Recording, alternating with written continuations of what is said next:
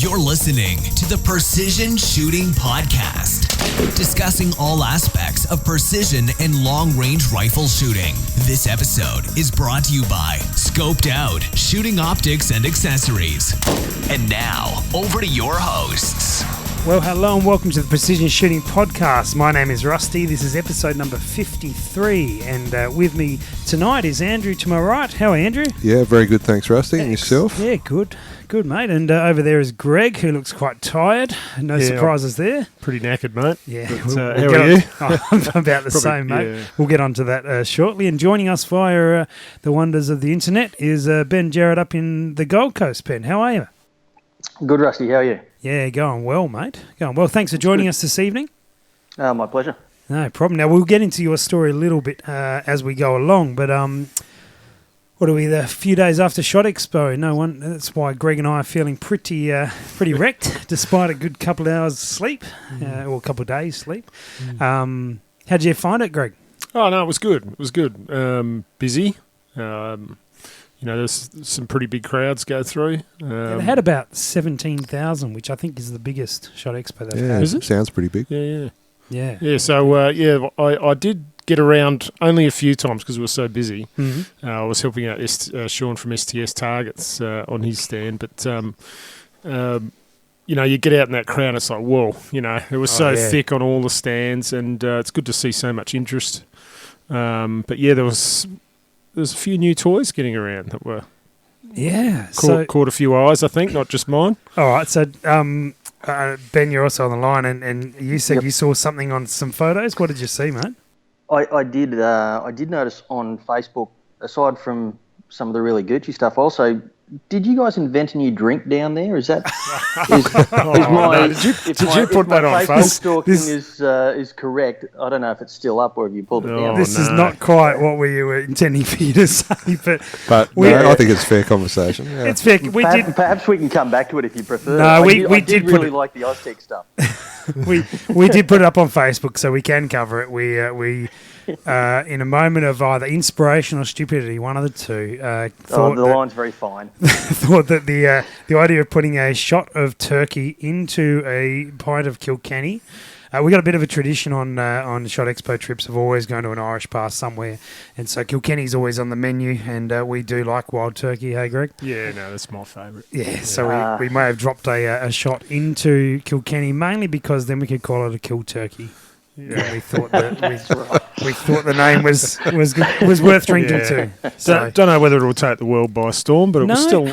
I enjoyed it. I drank it. Yeah. Well put. Well put. Yeah, that's not always a good thing, but yeah.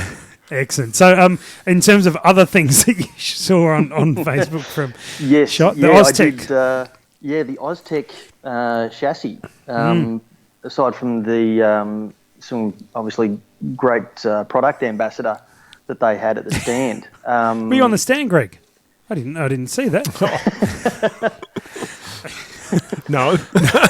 My thoughts there went straight to someone a little more feminine than Greg, but yes. Okay. But that looks like a really nice piece of equipment. Looks sort of similar to a KRG sort of whiskey chassis in a certain way, but not quite. So it's probably from what I saw is closer to a MPA, Masterpiece Arms sort of chassis. It's not exactly that, but it's perhaps closer to that than the whiskey, but certainly the quality level is up there. Yeah, like ironically, we were just talking about this before we started, before we got you on the line tonight, Ben, and same deal. Like just, I wasn't there at show, but Greg and Rusty made the comment that it really sort of exuded quality in the hands. It didn't come across as being a cheaply made or finished piece of goods. It was up there. So and certainly, being Australian made, I would hope to see that start to feature maybe a little bit more. And for me, I'm not very experienced with chassis, but it did feel very light. Is that lighter than comparable chassis or about on par? It was appropriately weighted, perhaps is the way to say it. It wasn't super light. It wasn't heavy at all. Yeah. We were fortunate enough, Ben, Ben from Outdoor Sports, Outdoor Sports, which is Oztech's Arms, as well, put one on our stand as part of part of the show, and so we did get to finger that fair amount. Yeah, quality time with it. Yeah. And we did give him some feedback on it, and he had said that that was a prototype, and there are some things that to be changed, but the quality was impressive. Yeah. And it's not an MDT competitor; it's the next level up. It's sort of $1,600 mark, and sort of is a step up from there. So well worth considering. The price point that that stock or that chassis came in at, that's certainly within the realms of where it should be. You look at the price of the other chassis, AI stocks and that sort of thing as well. They're certainly right up there. So hopefully it'll get patronised well here. Yeah, is that aimed at sort of the long range shooting sort of platforms and that sort of thing in terms of its design? It certainly looks that way. Yeah, it's probably really geared towards the PRS style long range sort of gear. They do have another model coming online, which perhaps is a little lighter and sort of favours the hunter, more of a hunter cross into PRS versus a PRS cross into long range. I think from what I can see, from what I play with, but they only had a picture of it, not a physical stock there. What were the fundamental differences? Just cut downs or? So look, I'll bring up a photo up. And sorry, Ben, what were you going to say, mate? Because I'll bring this up and have a look. Yeah, while you're bringing that up, I do know that GC Precision in the ACT is gentleman there's making chassis that are specifically for hunting. Okay. And sort of works on very light materials and that sort of stuff. And he's also started putting Hardy barrels, carbon wrapped barrels, in these rifles in an effort to sort of make them hunter weight, but with a chassis. Yeah, I've seen that. He specialises in using Tikka actions, doesn't he? They look really good from what I've seen. Yeah, he does. Yeah, I believe that. I think the SSAA mag might have run an article in one of their more recent magazines about them. Yeah, okay. It'd be worth finding out about it. These ones, from what I saw at the show, they were set up for REM 700s, Tiggers and Howers. So good to have sort of a good mix of the major, I guess, footprints available. In terms of the other one, which I could have this wrong, but I think it's called the Pegasus. It's got doesn't have the rail, the Picatinny rail under the fore end. It's got like a little palm grip, probably similar to the ESS from MDT. Yep. And obviously just some weight cut out of it. I'm sure the rear of that it looks different as well, but I couldn't tell exactly what.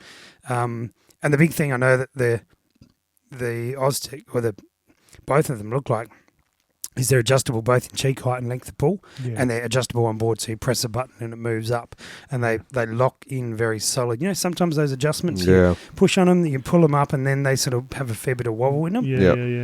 Yeah. No, there's nothing there. There's no movement at all. Oh, that's good. Yeah, they might be a bit stiffer to lift up or push back, but I mean, you're not doing that regularly. That's right. Once you're sort of set, you're not going to tend to move it a lot. So. Yeah, absolutely. Greg, was there anything else that you saw that you liked? Yeah, I got my first hands on the new, was it Tikka TAC? Oh, the TAC A1. The TAC A1. Yeah, and that's a nice little setup. I really liked it. I guess I've got not a lot more to say about it, but it's just a nice, tidy little rifle in a tidy little chassis with a nice, smooth action. I don't think you could go too far wrong as a starting point for a lot of people. Sure. It was good little gun. Yeah. You were mentioning before we started recording that you fondled a little bit more thermal equipment, Greg. Yes. I'm a thermal fanboy, and I went over to Extravision. We're at the show, who are the distributor for Pulsar thermal.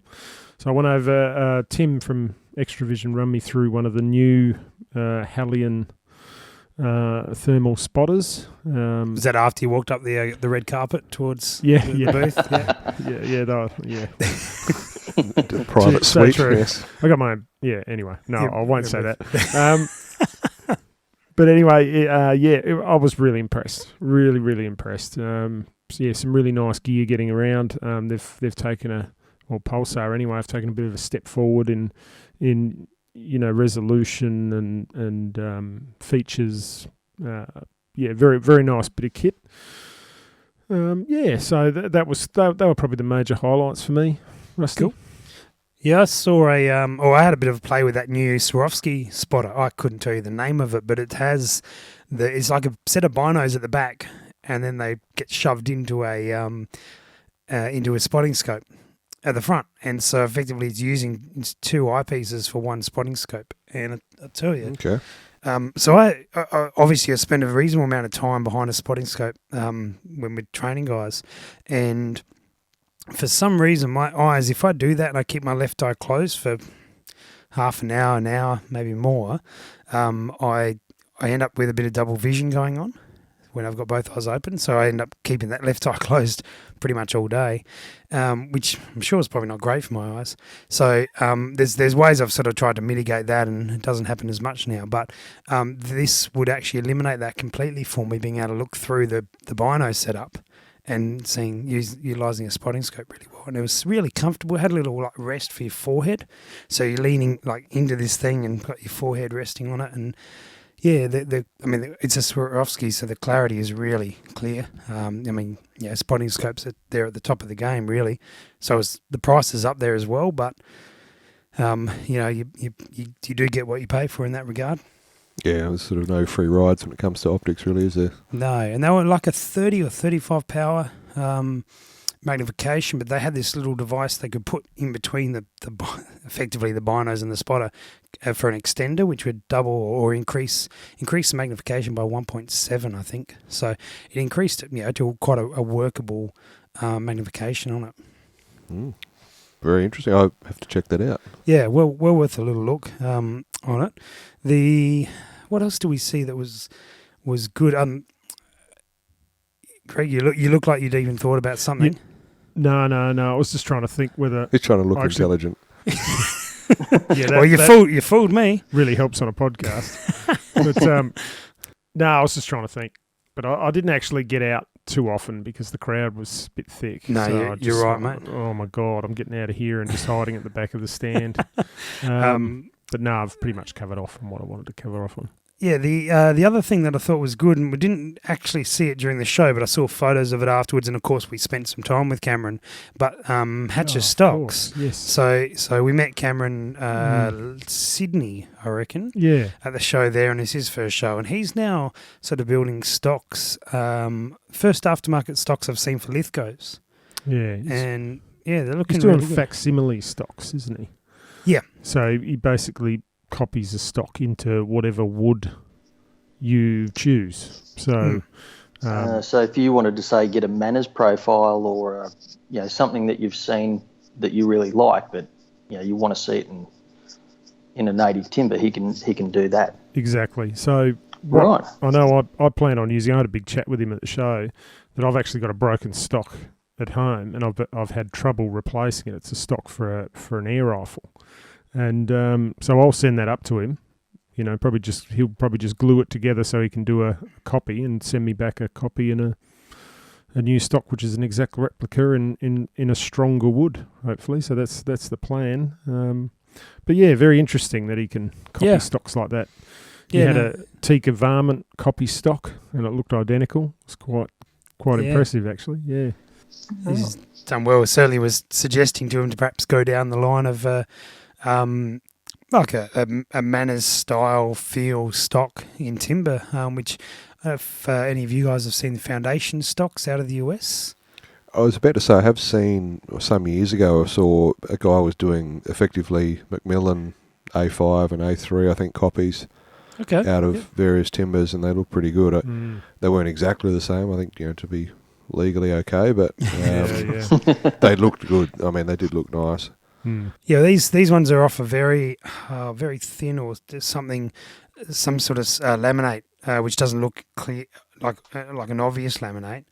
They're those micarta ones. I reckon that's that material. Yeah, that's often used in knife handle type manufacture. Oh, yeah. I was actually just looking at those the other day, Sam. Yeah. Yeah. Right. Okay. Well, Yeah, I mean they're looking good, and I suggest to him to maybe consider making something like that because they actually look quite solid.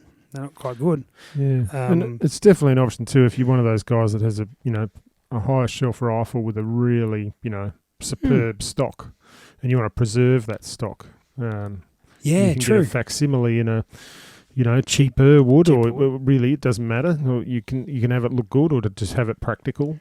He had those sort of options, and you can put that really good stock away until you finish falling off hills and stuff like that, chasing sambar deer around. So yeah, it's a good idea, really good idea. Well, yeah, those micarta would be an ideal material for rifle stocks for chasing sambar and that sort of stuff because I've had a little bit of experience handling that stuff, and it is tough. It's genuinely tough stuff. It'd be interesting to see how he would actually shape that, whether or not he's using sort of high speed sort of tungsten bit grinders and that sort of stuff because it's with the resin that's impregnated into it, it's practically bulletproof. Yeah, I think there was it may have been on Facebook. I had a brief look at some of their stuff, and it had, one of the photos he showed was a whole heap of slabs of it, I guess, ready to go, presumably into a CNC mill of some sort. So right, obviously, I don't think it actually showed the machining process, but they're obviously, effectively like slabs of timber almost about to go in and be machined. So, yeah, I imagine they're using some sort of fairly tough cutter to, would need to avoid being destroyed pretty quickly by that stuff. Yeah, I'd say so. Yeah, it was good to see, and I wish I got hands on with them. But I mean, obviously, talking with Cameron about them, they were good to hear that stuff is sort of common over here and easy to get onto. So.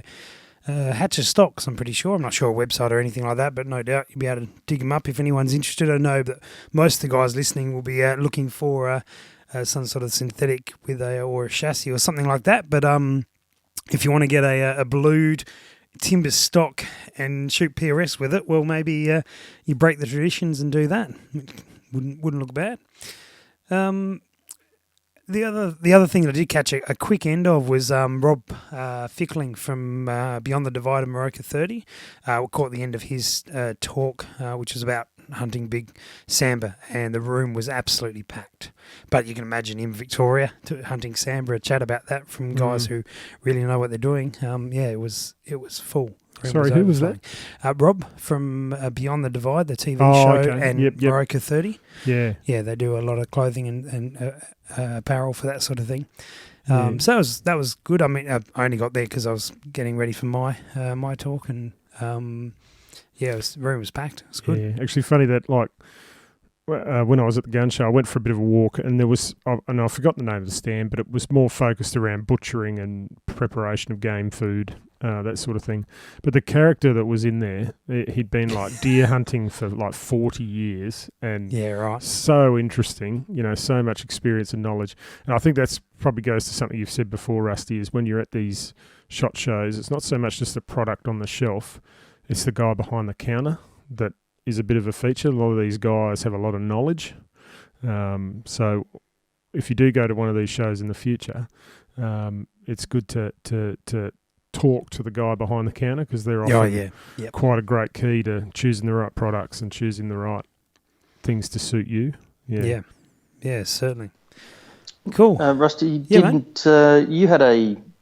had an opportunity to talk at the SHOT Show as well, didn't you? Is that correct? I did, mate. Yeah, we did a talk on getting started in PRS style shooting on both days. How'd that go? Which is good. We had quite a reasonable turnout. But also, the thing that I really appreciate is that guys hung around afterwards to chat and ask questions and talk about it. So that was really good. Hopefully, a few guys might head on down to SA to have a bit of a shoot with us some point in the future. Should be excellent. Fantastic. Very good. Well, unless there's anything else, questions about SHOT Expo? I did buy something. Oh, okay. Here we go. Try and buy something. What was the name of the company? Silencer actually. Which half of the hall did you buy, mate? No, I didn't actually buy anything at the show. I just just before the show. Actually, that's right. You sent me a link. That was on the second Irish pub on Thursday night. Yeah, I think I bought it. At the second Irish pub. I got in the dealer's ear and said, "Order that for me now."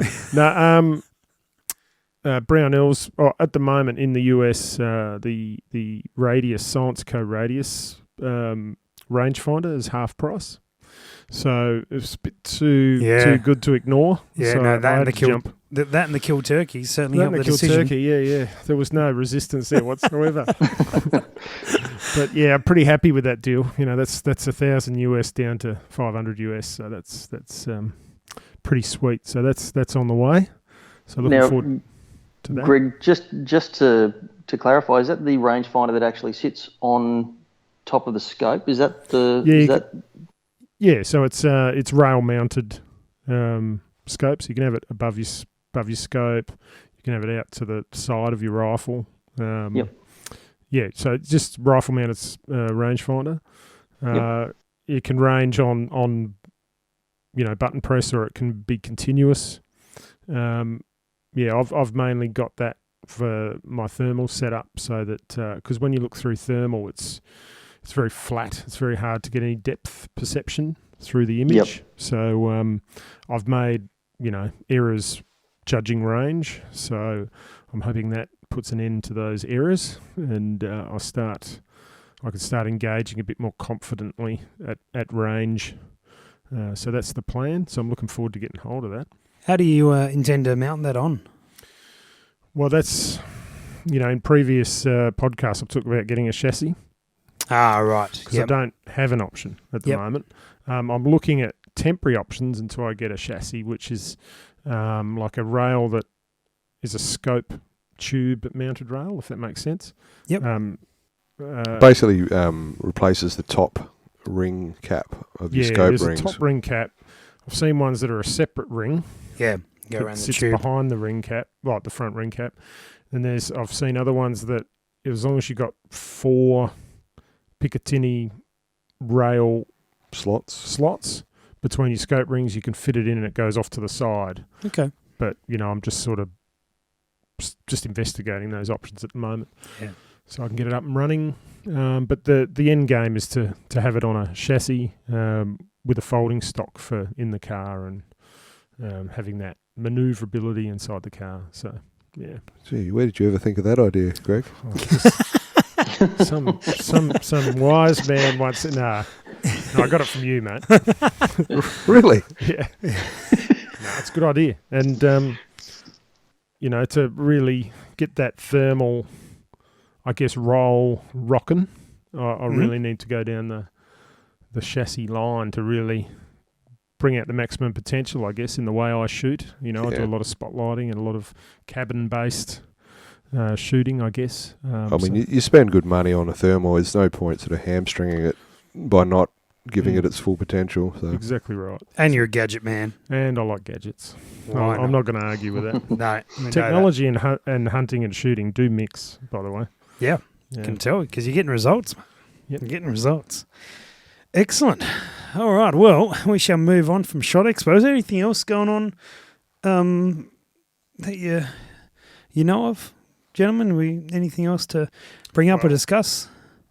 Obviously, the PRS is very close. PRS is, a week and a bit away. Yep. So that should be good. I'm off to Mildura on Tuesday night to go and help set up, which will be good. So, I guess we'll see how that goes and let everyone know. But, look forward to seeing it. You're not getting down there for that, are you, Ben? No, unfortunately, timing-wise, I'm going to be moving from the Gold Coast down to New South Wales, which would put me, my pretty ultimate close. destination's only about 2.5 hours away from Mildura, but I'll be unfortunately be in no position to go at that point in time, which is a bit of a shame. But it would be good to catch up with quite a few of the guys who I met at the PRI in that sort of environment. Yeah, but I'd just be keen to find out how everyone goes in the end. You know what will happen is that, sort of a month or two after the Mildura shoot, once you've moved, there'll be a Gold Coast PRS that'll happen straight after. Yeah, well, it's one thing about the about southeast Queensland is in spite of the fact that Scotty Patel and Andy McNeil and there's a whole Tim from Extravision, a whole host of shooters who like long range shooting, and it's really, really difficult to do any kind of PRS style shoots, and it's just sadly been a bit of a no-go up here. It's all just waiting on you to move, mate, that's all. It's just hinging on the fact that as soon as you get out of there, it'll all happen. Pretty much. And look, I'm okay with that. I've resigned myself to that fact. I just have to, make the trip across to South Australia every once in a while and annoy you blokes. Sounds good, mate. Well, the more shoots around the country, the better, I reckon. It'd be great to see some open up in Queensland. So well and truly. So, gentlemen, for those who are listening who don't know, well, they're not going to know about, or most of them won't know about Ben either, but for everyone except for me, you guys have all spent your time in the military, be it for a few years or for many years. And I guess I wanted to ask you, all three of you, you obviously had a reasonable amount of experience with firearms within the military, and I'm curious to know sort of to what extent you did that, and what the because I guess a common perception for people who haven't been in that environment, they think, oh, well, you obviously shoot a lot in the military, and that's where you get all your training from, you get good at it. And I just wonder to what extent that is true. I know you guys have been in different parts of that, and curious, whether that was true or what part of that was true for you, and whether you had an interest in firearms afterwards, or whether that's where it's come from. Sorry, whether you had an interest in firearms prior to that, and then later on we'll cover off your interest in firearms since that time. So who wants to jump in first? I reckon we'll kick it across to our guest for the night, Ben. All right, Ben. Tell us a little bit, whatever you can tell us about, and we'll go from there. No dramas. Now, I had an interest in firearms and sports shooting and hunting well before I joined the army. So I had a junior license back when you could do pistol shooting and rifle shooting under adult supervision from the age of 13. So I was always drawn to army. So left straight out of high school. One thing I found was that you don't do as much shooting in army as you think when you join. I'm seeing nods in the room here. Yep. Lots of slow nodding. It's you do a bit of shooting in your basic training, and then from there it's you shoot as often as is necessary to maintain your level of training. Whatever, and that changes depending on where you're posted and what job role. Sometimes it could be as little as twice a year, and a bit of simulation training thrown in. Other times, leading up to deployment, you'll do lots of shooting, and the more advanced the sort of training that you're doing, the more dynamic it is. But for the vast majority of the time, it's just often static range stuff, which, to be fair, when you're really chomping at the bit to hook right in that stuff, is a little bit underwhelming. And I think a lot of guys who I know that have shot before and after serving have all said the same thing. So so that's I've maintained my interest in sport shooting and hunting right throughout my career, and beyond. So so I guess that's my background to it.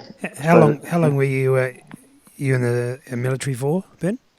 I was dropped on my head as a child, and ultimately. So you're in infantry then, were you? Or? No, I was a combat engineer. Started out in artillery, which is up in Woodside, which we were talking about this just before. Obviously, we came on that. coincidentally, Greg and I served in the same unit at the same time, which is quite remarkable. Yeah, I got some great stories which you'll know as well. It's but we better leave them off which here. I bet you're not going to tell us.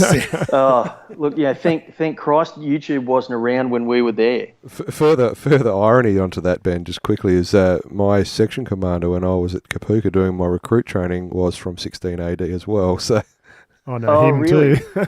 yeah, Greg knows what I'm talking about. So. Oh, right. Yeah, I probably know who he is. No, you will. I'm sure you would. Yeah. Oh, okay. I think he's no longer in. Yes, correct. Yes, yeah. Okay, we won't name the guilty parties. Yeah. Sorry, where were we headed with that? I asked how long you said you were a combat Oh, engineer. Sorry, 20 years has been the span of my my time in Army. Started out in Woodside and then went across to Duntroon and did officer training and graduated there and went to combat engineers and spent some time in Townsville and other training establishment postings and that sort of stuff, and was fortunate enough to be a squadron commander, or essentially a company commander in Adelaide for 2012-2013, which was a real highlight. So Wow. It's been really good, and I don't regret it for a second. So yeah, very fortunate, I think. Yeah, I mean, I think I joined roughly about the same time you did, Ben. I joined in March '97.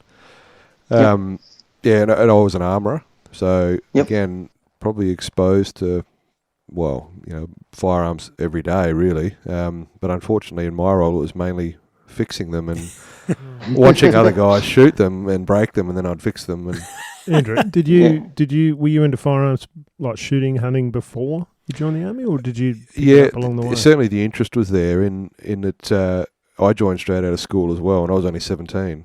So I didn't There's actually... a song about that. Yeah, and that was 19 actually. 19. Yeah.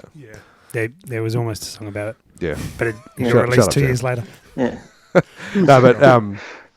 So no, I didn't actually own any firearms by that stage because I wasn't old enough to, but just mad keen.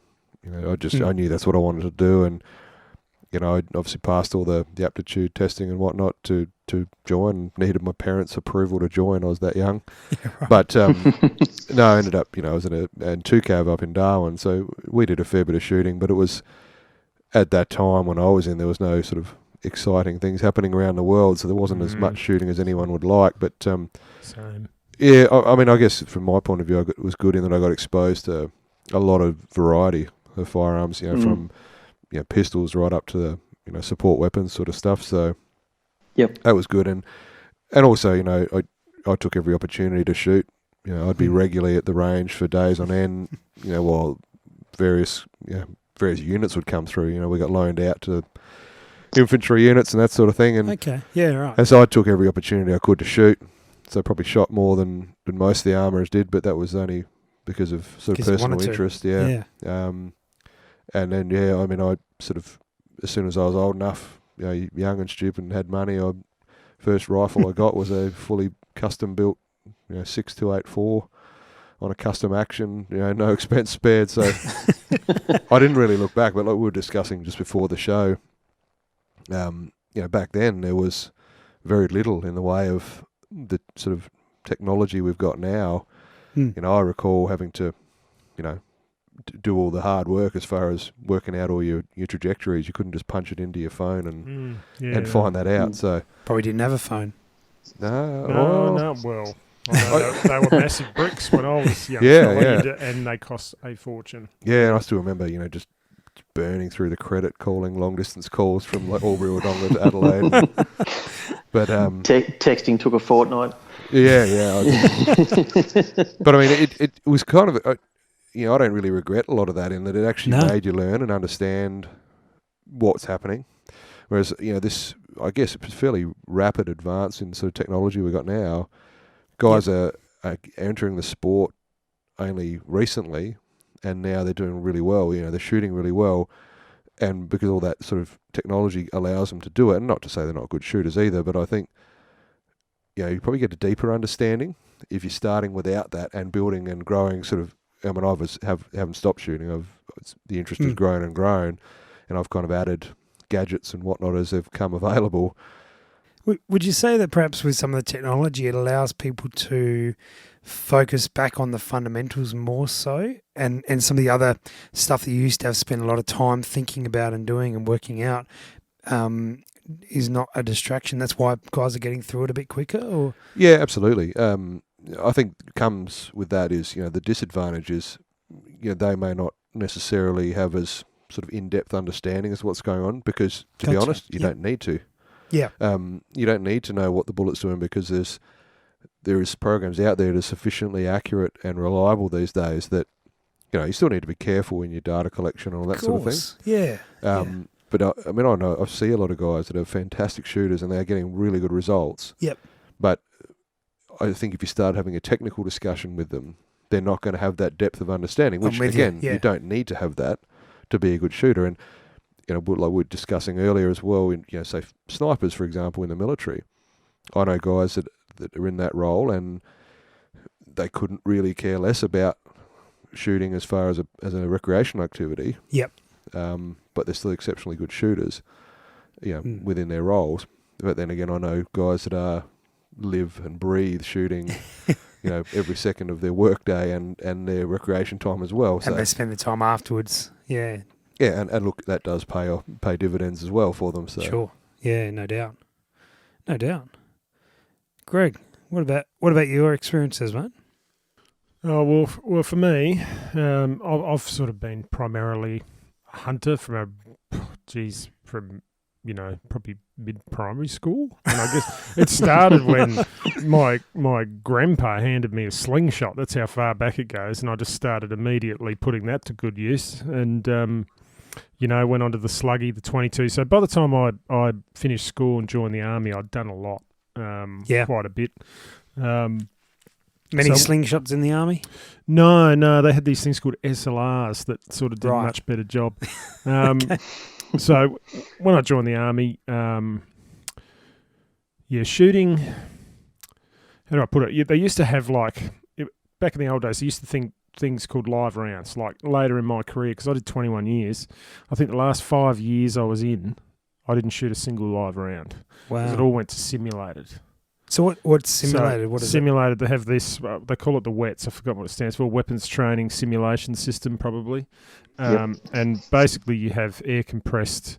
They had Oz-Stars at the time, and it simulated the gas action. Okay. And basically, you shot at a screen, probably 10 metres away, 15 metres away, that had an image that simulated, 100, 200, 300, which is the typical military distances that you shoot. And, basically it tracked where your shots went.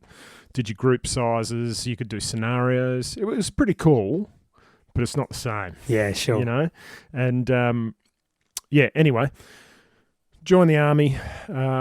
I was not in an arms corps. So I was Ramey, so I was a tradesman. So shooting, if you chose not to do much of it, you wouldn't do much of it. Okay. Yep. So just what Ben was saying in that you really only have to qualify. You can cuff your way through. Now, for myself, I like my shooting. So, and I used to finish pretty high. We used to do a lot of battalion shoots and, unit shoots. And, there'd be 300-400 guys. And usually the top 20 guys would get grabbed for shooting teams. Sure. So in my first sort of 10 years, I was heavily involved with shooting teams for the military. So we'd travel. They'd have they used to have military district shoots.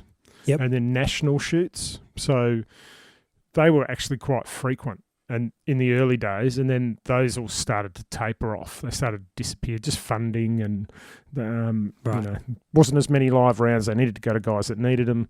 So the competitions all started to disappear towards the end. I don't know whether they still do them, but it's pretty rare. But because I got involved with shooting teams, I was shooting a lot. Yeah, okay. Yeah, but my equivalent weekly that wasn't interested. No. It was more centered around competition. So when a competition was coming up, usually it'd be a number of months before, we'd start going out and doing practices of the serials. Okay. So yep.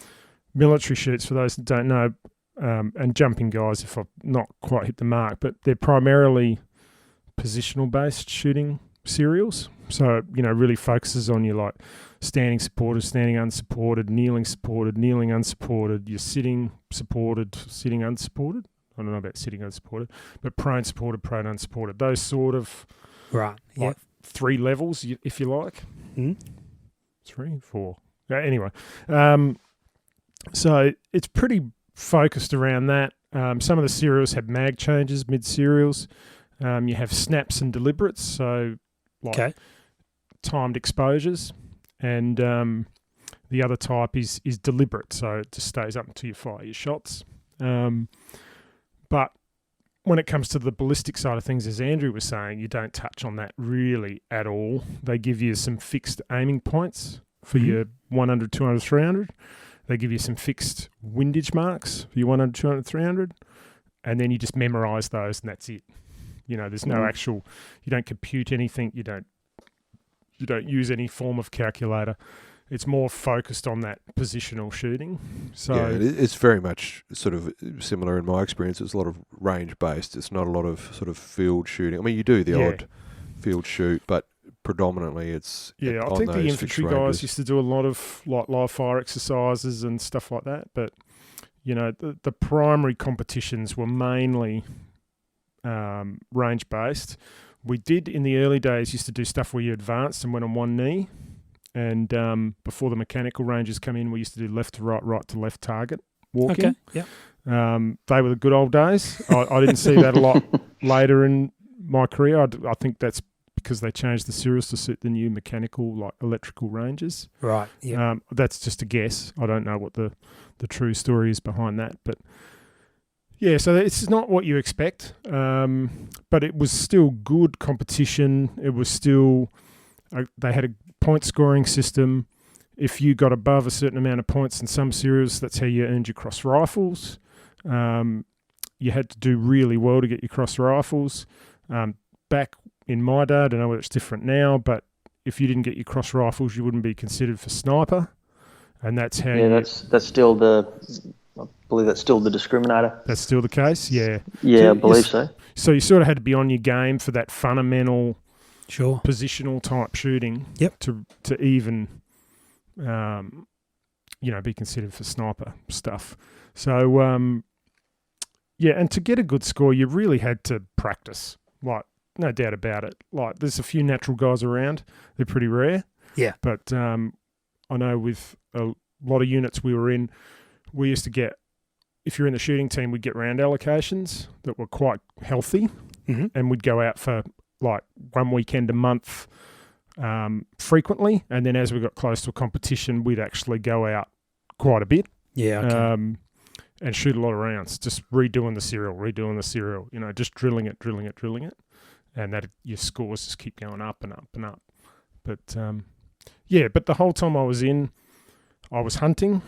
I was pretty involved in conservation pest management, so mainly focused on basically feral animals, eradication of feral animals from ecosystems, if you like. Yeah. So I did a lot of that, but I was mainly a stalker hunter. Gotcha. So a stalker shooter, if you like. Yep. So I didn't actually take really longer shots than 300. Usually stalk within 100. So for me, the whole external ballistic side of things didn't come along until I actually got out of the army, moved back to South Australia, and actually met you blokes and started shooting foxes from a long way away. Yeah, sorry, mate. Yeah, so I mean, you're welcome. I had this problem where I had all these varmints sitting on hills looking at me from like 400 metres, and I thought, well, I want to shoot them, and you guys were, and I thought, I want to get on top of this. So the whole ballistic side's sort of been more recent for me, probably the last 5-6 years. Yeah. Just one thing that sort of come to mind, Rusty, was probably, Ben and Greg would agree that I'd be surprised if many guys in the army that are into their shooting would say they had enough shooting. Absolutely.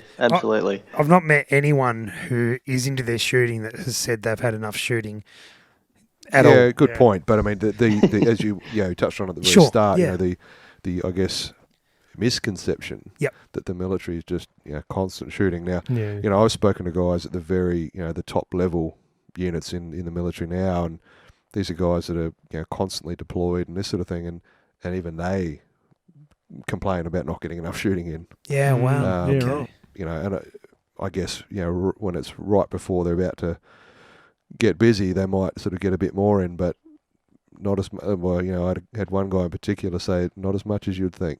Yeah, wow. So, I mean, I guess it's probably military wide. Yeah, I mean, Yeah, and sorry to jump in there, Rusty. The other thing about that sort of shooting is it's never as dynamic as you really want it to be, and the reason for that, and it's one of the strengths of things like PRS style shooting and that sort of thing. But one of the reasons why it isn't dynamic is because you're training so many people. So you're trying to train en masse. So you've got, potentially a detail of, say, 10 shooters. And because for safety reasons, you've got to get them all shooting in the same direction at the same time, which, shouldn't be as difficult as it sounds. Shouldn't. It really limits what you can do. Even just the way that you face shooters before they take a shot.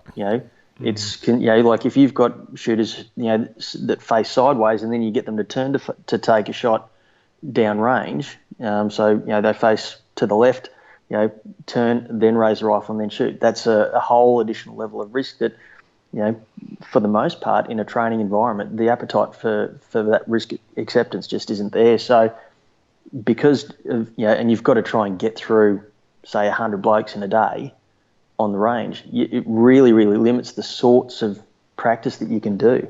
It's not just that too. It's the I think the military like to minimise training so they can get the lowest common denominator to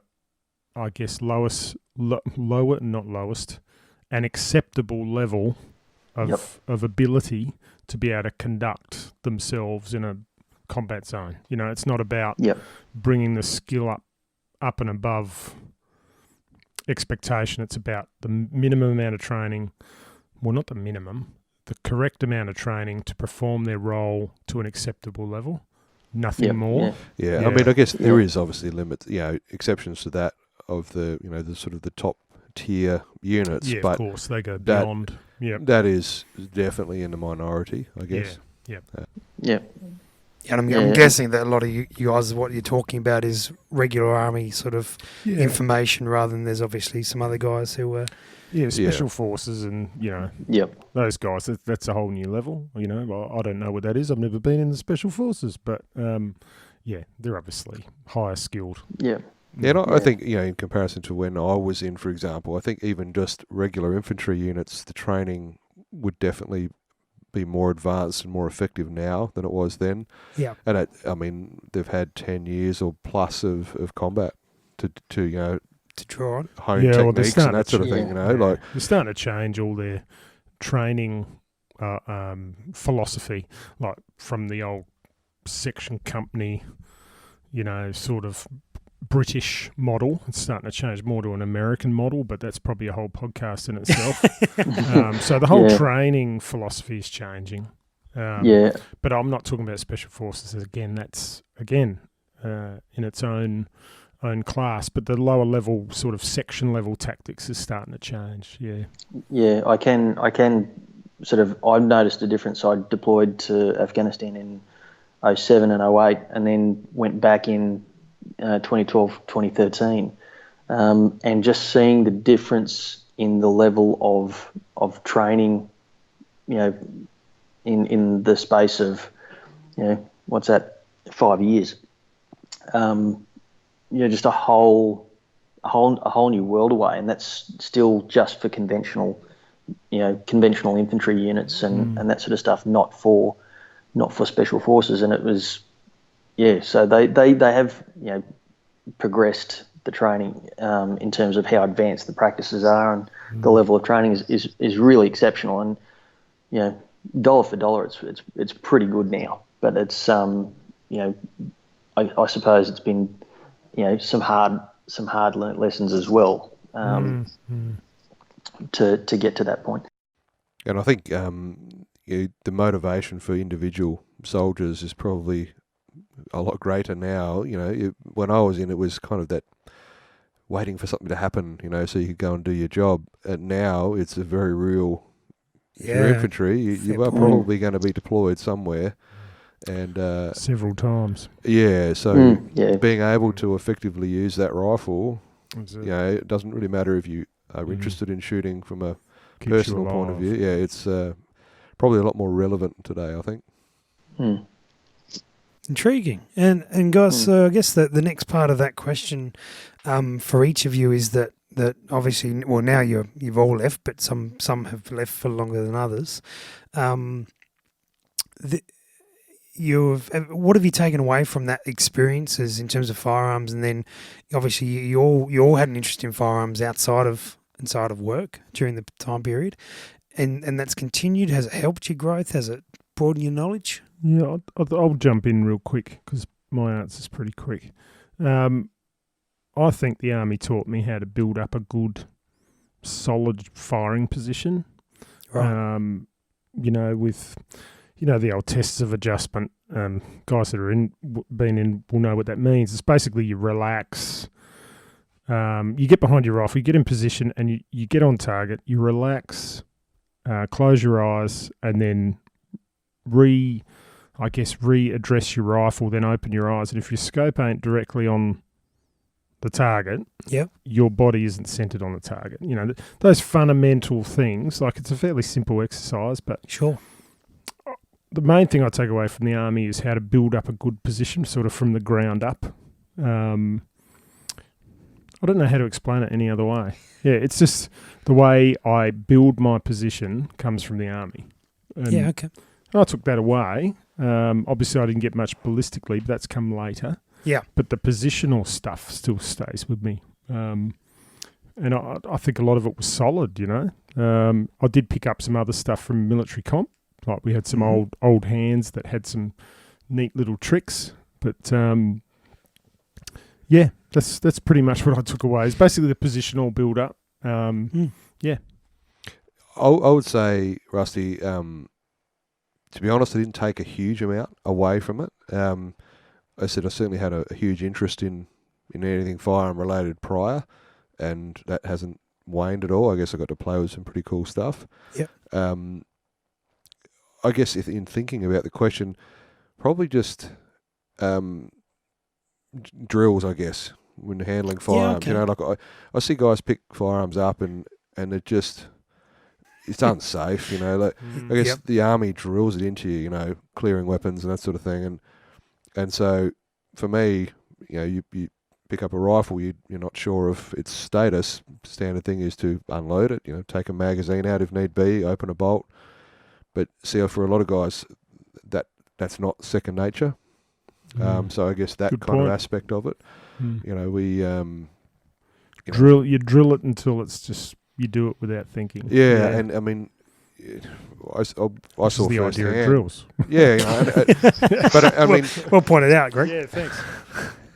I saw firsthand in one of the units I was in the result of somebody getting lax with that, and it was a fatality. Right. So wow. I guess that sort of respect for the firearm, I guess, is probably one of the big things I took away. I mean, my interest in shooting now, I would have done absolutely zero of that kind of shooting while I was in. Gotcha. Yep. Yeah. So my particular interest stream is nothing really related to my military service at all. But the respect carries through.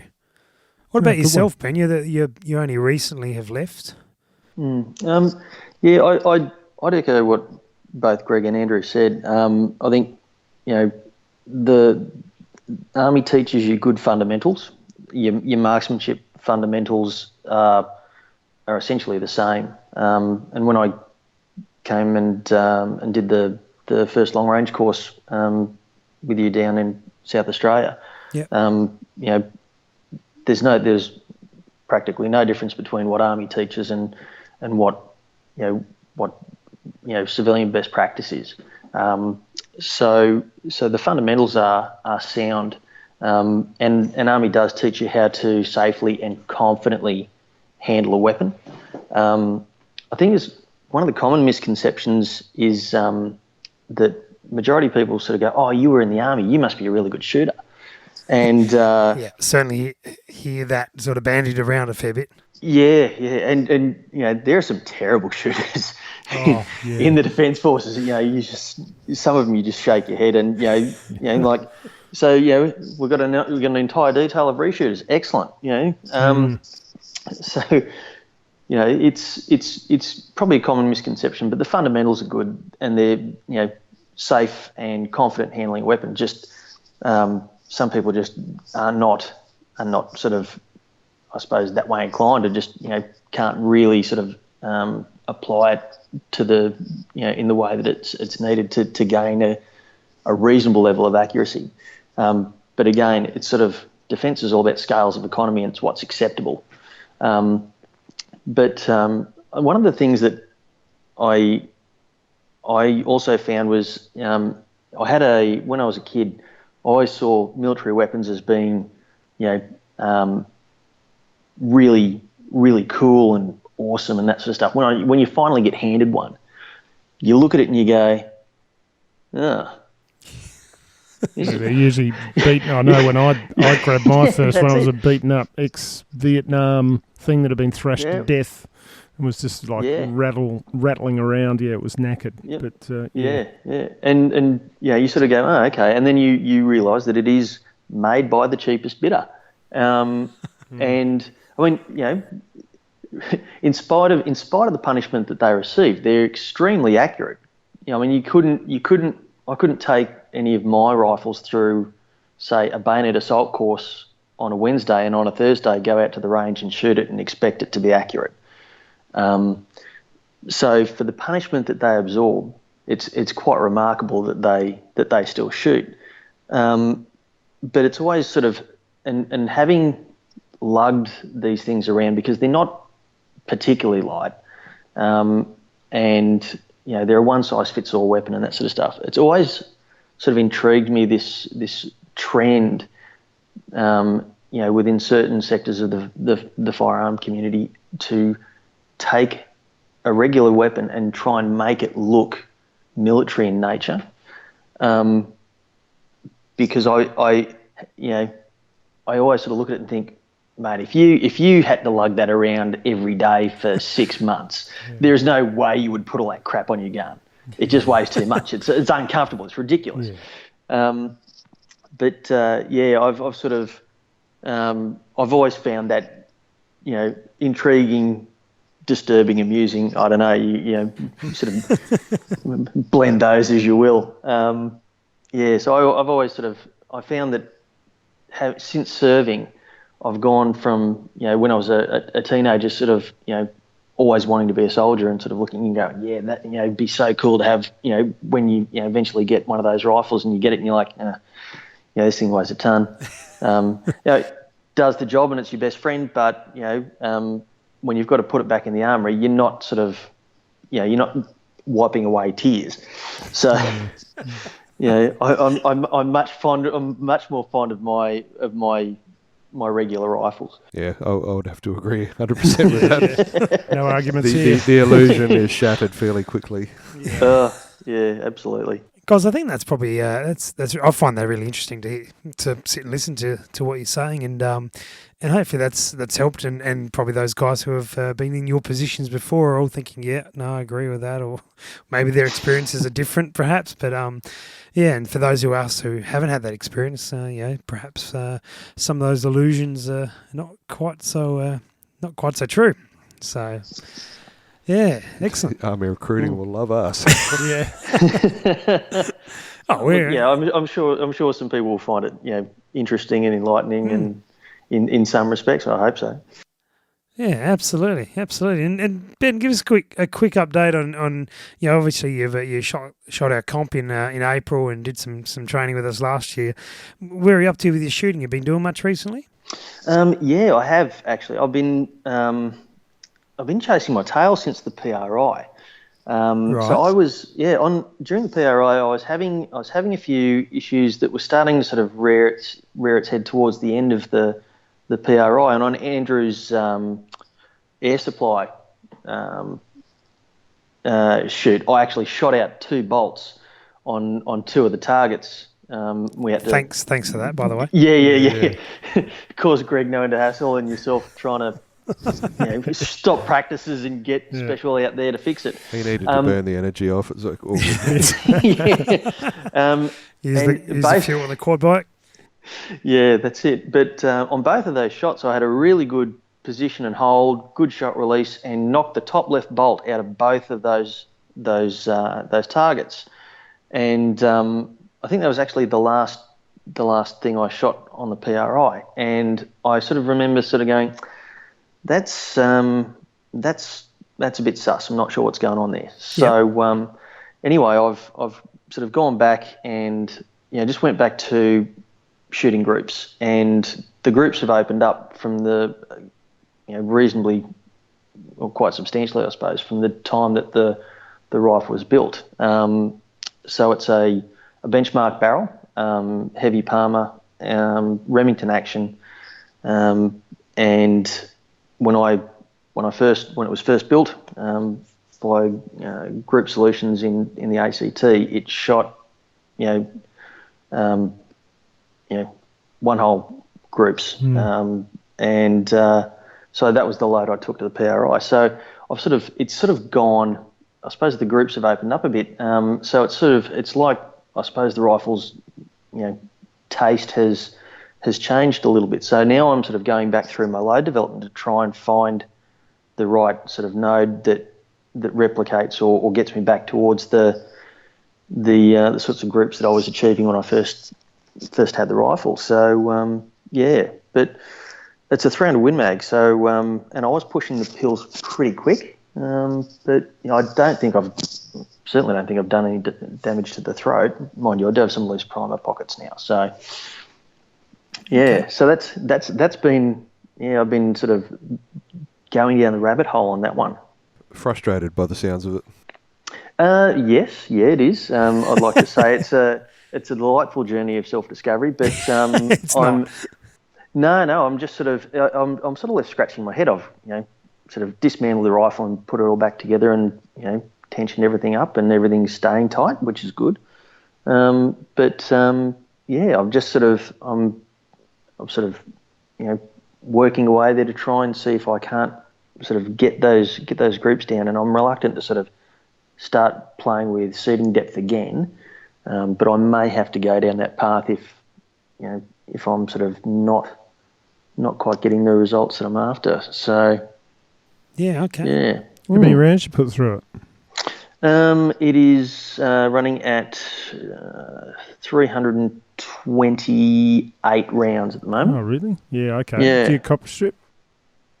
I do, yes. So I've been stripping the copper because I find that it will, the first 2 shots on a cold clean barrel will be a bit off, but after that it'll come in when it fouls. Yeah. Once it fouled, it used to come in really tight. It was absolutely bloody fantastic. So, I may have to.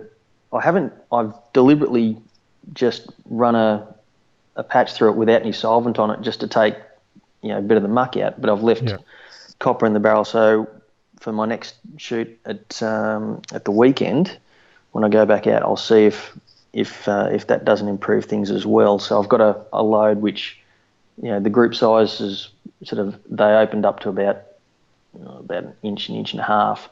And I had one sort of load there that shrank down a bit to about 3/4 of an inch. So I'm going to start playing around that, I think, and see if I can't develop that a bit further. But yes, so that's that. And I just ordered a new barrel for a 6.5. So I had to sell my Ruger Precision, going from Queensland, where it's perfectly legal, to New South Wales. Yep. So it's a dark, scary gun. Yes. It is. I mean, God only knows what it could do left to its own devices. Yeah. Fine in Queensland, though. Humidity must be the right point. That's it. So, I've got a Madco barrel on order, and that'll come through when it comes through. And my plan is to make that to a Defiance Hunter or Defiance. Gee, Greg's I happy. think Ben's got more money than me. No, that's awesome. Mate. Well, Sounds yeah, like a good build. it's just me and the dog, mate. So it keeps me out of the pub, that's for sure. Yeah. So so that's that's probably going to take place sometime over the next 6 months. By the time all those bits and pieces finally arrive, and my gunsmith can fit me into the calendar. So lots of shooting stuff going on. It's just not going quite as well as I was hoping. Yeah. But I mean, all shooting stuff's good shooting stuff. So just going back on your, sounds like you're dropping off node. I've just got a question for Andrew. I think we talked about it on a previous podcast. When you get a new barrel, you quite often get slight muzzle velocity. Is it increases? Slight increase as time goes on, and would that be enough to nick him off node? Do you reckon if he had a small node? Look, it could be. I mean, I would personally check a number of other things as well. You know, I would confirm the scope first as being definitely not an issue. Yep. It could. I mean, you wouldn't normally see that level of decrease in accuracy just if you'd increase by 20 or 30 feet a second. Normally, it's going to be still beyond. There's a bit of a plateau there, isn't there? Usually. Yeah, you're not going to sort of. Okay, you've gone up 20 feet a second. Now we're going to go from 1/4 inch to 1.5 inches. That's doesn't sound like a unless cause. He was on an edge. Yeah. Could this be a combination where batch of powder change? Yeah. Could that be a factor? Could be another factor. Definitely. Yeah. Well, I've been running 225, but I could only buy it in the 500 gram gram tub. So and I'm sort of running the old load was pretty hot at 78.2 grains. But I've sort of dropped it down, but that's still, for one tub, you're only getting about 100 rounds out of it. Yeah. Right. So, if you're a bit short, I'll always, end up doing sort of half a tub of what remains and then half a tub of the next one, which is, less than ideal. Yeah, of course. Just wonder whether I've certainly seen that for gentlemen. You guys know Dan. He had that sort of issue with the 2208 change batch number, and it opened right up. I've not experienced it myself, fortunately. No, I haven't personally either. I mean, it certainly could. If it's, anyway, just ideas for Ben to continue to try. So yeah. Well, if anyone is listening and has a suggestion, I think he's pretty happy to take any suggestion he can at the moment. I'll listen to anyone who's got any ideas on how to sort of get a 300 Win Mag back on song. Yeah. Be greatly appreciated. Sounds good, guys. Excellent. Well, Ben, thank you very much for joining us this evening, and guys, thank you for coming in as usual. It's wonderful to have you on board, and I guess we'll be we will have another special podcast coming up in the next week or so, which we'll obviously release details as we get to it, and beyond that, we'll see you guys all in a couple of weeks. Thanks for joining us, Ben. Thank you very much. Thanks for listening to the Precision Shooting Podcast. To continue the discussion, check out our Facebook page. And for more information, head to our website, www.precisionshootingpodcast.com.au. This episode was brought to you by Scoped Out Shooting Optics and Accessories.